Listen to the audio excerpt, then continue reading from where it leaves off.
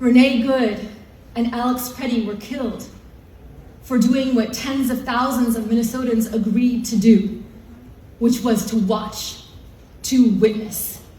Witnessing is a shield. Witnessing says you cannot do this to our neighbors in the dark. Witnessing says you cannot disappear our people and call it routine. And witnessing is now so dangerous. Renee Good and Alex Petty's murders are an extension of the violence that people of color have long survived on this soil. Come on now. When they call you illegal, when they call you criminal, when they call you savage, when they call you terrorist or domestic terrorist, they are saying we can do anything to you or allow anything to be done to you and call it your fault. But that relies on the rest of us being silent.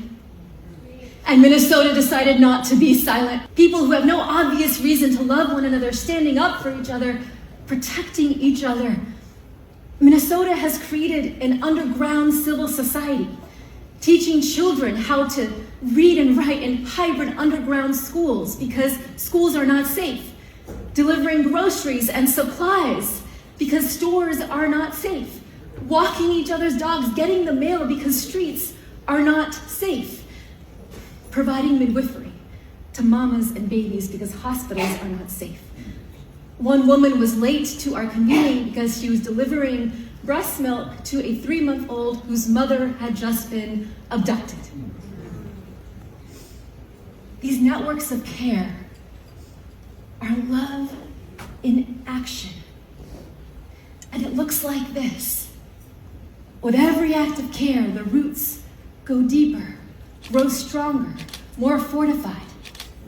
This is our most powerful resistance to authoritarianism. But it is also so much more than resistance. This is a picture of the world that could be. We are practicing the world we want in the space between us.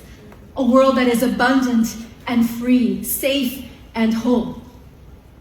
That is the blueprint of love that Minnesota is showing all of us now. You see, the root of authoritarianism is lovelessness.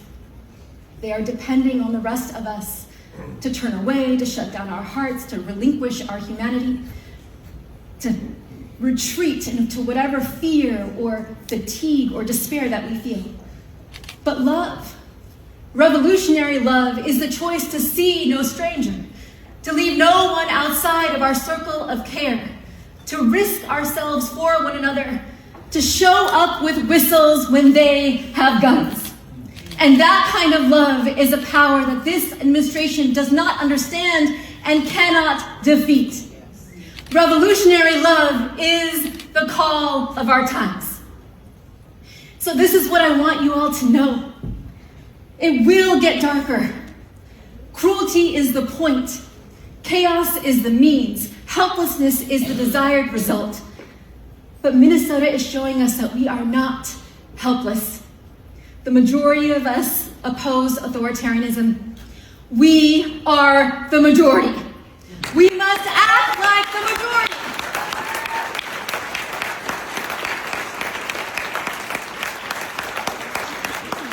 And that means building communities that are so anchored in love, so activated by joy, that the cruelty that drives authoritarianism cannot take root.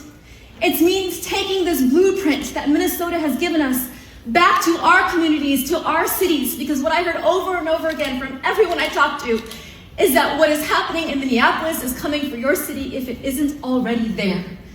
So take our blueprint, put it into action right where you are. And when we're doing that, we're practicing the world that we want in the space between us. We are enacting a dream of a world where you see my child as yours and I see yours as mine. And we're showing the country, we're showing the world that dream. Our dream is more powerful than your nightmare.